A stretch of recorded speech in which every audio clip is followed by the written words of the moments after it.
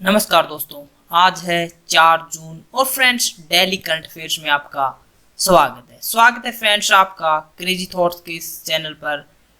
Friends सुबह के 6 बज चुके हैं और हम आपके लिए लेकर हाजिर हैं डेली करंट अफेयर्स। फ्रेंड्स आज की हमारी करंट अफेयर्स का पहला क्वेश्चन है, व्हाट आर उइगर मुस्लिम।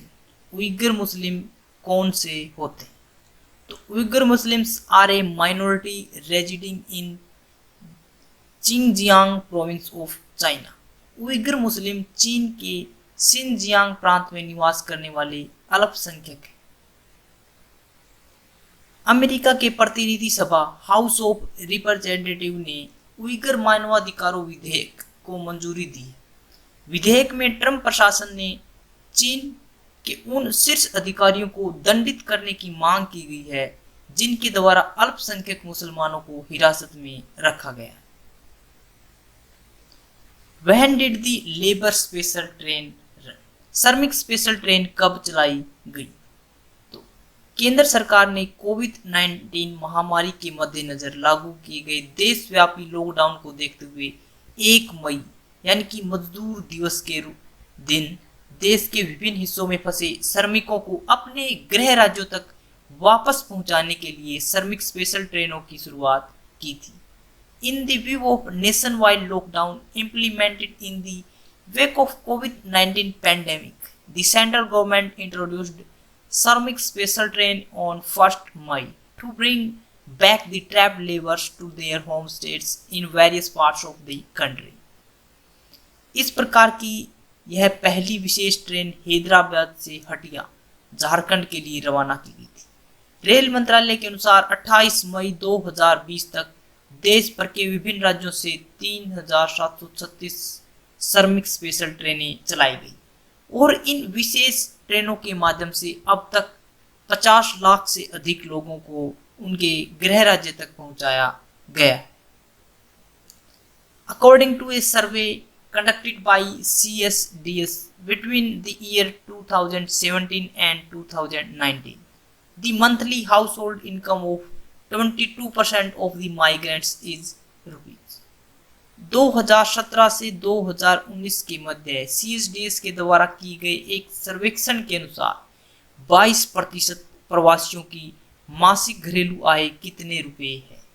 तो फ्रेंड्स 22% जो प्रवासी हैं उनकी मासिक जो घरेलू आय है वह मात्र 2000 रुपये है। मासिक आय है फ्रेंड्स 2000 रुपये। तो वहीं 32% प्रवासियों की आय 2000 रुपये से 5000 रुपये के मध्य है। 25% प्रवासियों की आय 5000 रुपये से 10,000 रुपये के मध्य है। वहीं 13% प्रवासियों की आय 10,000 से 20,000 रुपये के मध्य है और केवल 8% प्रवासियों की आय 20,000 से अधिक है। यानी कि जो दूसरे स्टेट में काम करने जाते हैं उनमें से मात्र 8% प्रवासी ऐसे होते हैं जिनकी आय 20,000 से अधिक है। Who has been elected as the new chairman of New Development Bank? NDB, New Development Bank।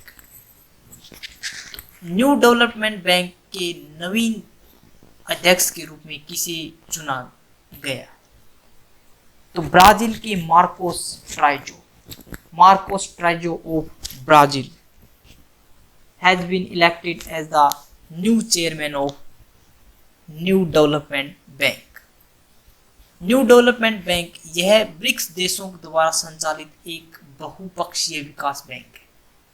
BRICS दुनिया की 5 अग्रणी उभरती अर्थव्यवस्थाओं ब्राजील, रूस, भारत, चीन और दक्षिण अफ्रीका के समूह के लिए एक संक्षिप्त शब्द है।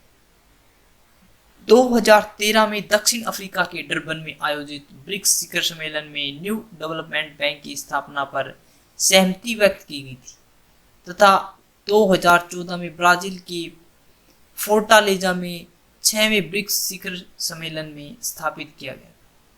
एनडीबी की प्रारंभिक अधिकृत पूंजी $100 बिलियन थी। एनडीबी का मुख्यालय संघाई, चीन में।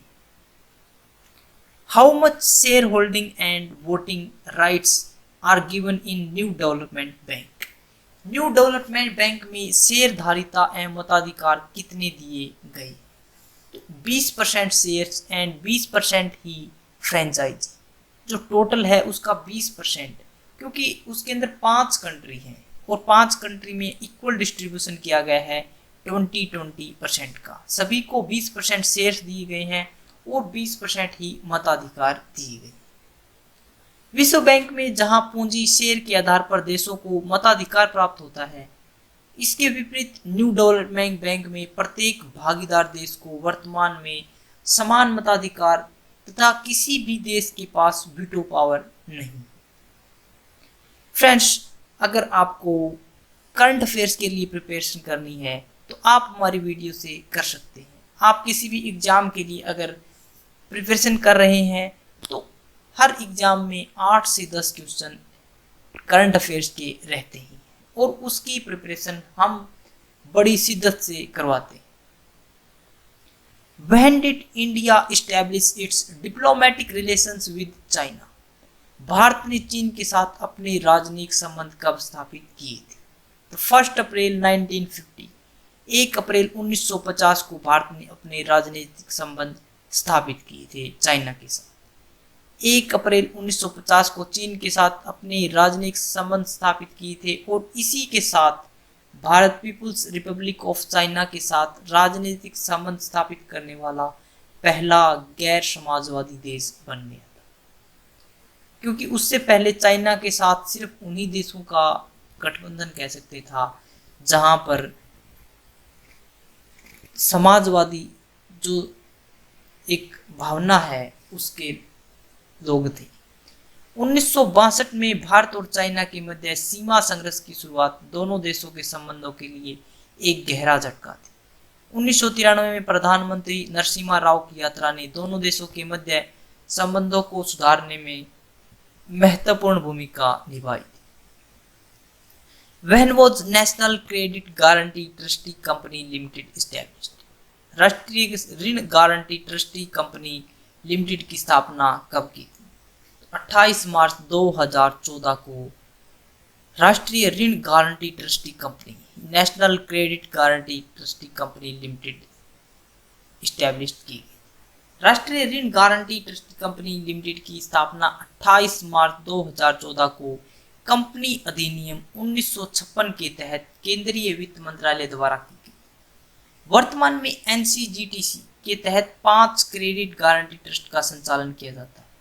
शिक्षा ऋण हेतु क्रेडिट गारंटी फंड योजना, कौशल विकास हेतु क्रेडिट गारंटी फंड योजना, credit guarantee fund scheme for factoring, सूक्ष्म इकाइयों के लिए credit guarantee fund, stand up India हेतु क्रेडिट गारंटी फंड है। यानी कि हर फील्ड में इसका एक बहुत बड़ा योगदान है। What has been renamed the Central Institute of Plastic Engineering and Technology? केंद्रीय प्लास्टिक इंजीनियरिंग और प्रौद्योगिकी संस्थान का नाम बदलकर क्या रख दिया है? केंद्रीय पेट्रो रसायन इंजीनियरिंग और प्रौद्योगिकी संस्थान, केंद्रीय पेट्रो रसायन इंजीनियरिंग और प्रौद्योगिकी संस्थान, central petrochemicals institute of engineering and technology. केंद्रीय प्लास्टिक इंजीनियरिंग और प्रौद्योगिकी संस्थान की स्थापना 1968 में भारत सरकार द्वारा संयुक्त राष्ट्र विकास कार्यक्रम की मदद से चेन्नई में की गई थी। वर्तमान समय में यह भारत सरकार के उर्वरक मंत्रालय के अधीन एक प्रमुख राष्ट्रीय संस्थान है। इसका मुख्यालय गिंडी चेन्नई में है। इसका प्राथमिक उद्देश्य शिक्षा एवं अनुसंधान के संयुक्त प्रयासों द्वारा देश में प्लास्टिक उद्योग के विकास में योगदान करना है। पेट्रो रसायन किन यौगिकों से प्राप्त किए जाते हैं? From which compounds are petrochemicals obtained? तो हाइड्रोकार्बन से पेट्रो रसायन यौगिक प्राप्त किए जाते हैं। ये हाइड्रोकार्बन कच्चे तेल और प्राकृतिक गैस से उत्पन्न होते हैं। कच्चे तेल के आसवन द्वारा उत्पादित विभिन्न अंशों में से पेट्रोलियम गैस, नेफ्ता, केरोसिन और गैस तेल पेट्रो रसायन उद्योग के लिए प्रमुख फीड स्टॉक है। प्राकृतिक गैस से प्राप्त इथेन, प्रोपेन और प्राकृतिक गैस तरल पदार्थ पेट्रो रसायन उद्योग में उपयोग किए जाने वाले अन्य महत्वपूर्ण फीडस्टॉक है। क्विक करंट अफेयर्स में फ्रेंड्स, अजीत जोगी हाल। छत्तीसगढ़ के पहले मुख्यमंत्री अजीत प्रमोद कुमार जोगी का 74 वर्ष की उम्र में निधन हो गया है। वर्तमान में अजीत जोगी छत्तीसगढ़ के मरवाही विधानसभा क्षेत्र का प्रतिनिधित्व कर रहे थे। मध्य प्रदेश से अलग होकर छत्तीसगढ़ राज्य बनने के बाद नवंबर 2000 में वे राज्य के पहले मुख्यमंत्री बने थे और दिसंबर 2003 तक इस पद पर बने रहे। मिसाइल पार्क अग्निपथ 28 मई 2020 को आईएनएस कलिंग में अग्निपथ नामक एक मिसाइल पार्क की आधारशिला रखी गई। अग्निपथ मिसाइल पार्क का उद्देश्य 1981 से लेकर अब तक आईएनएस कलिंग के मिसाइल इतिहास की झलक दिखाना। इस मिसाइल पार्क की स्थापना मिसाइलों और ग्राउंड स्पोर्ट्स इक्विपमेंट की प्रकृति के साथ की गई है, जो यूनिट द्वारा संचालित की जा रही मिसाइलों के विकास को प्रदर्शित करते हैं। गोवा स्थापना दिवस। प्रधानमंत्री नरेंद्र मोदी ने गोवा के स्थापना दिवस के अवसर पर राज्य के लोगों को शुभकामनाएं दी।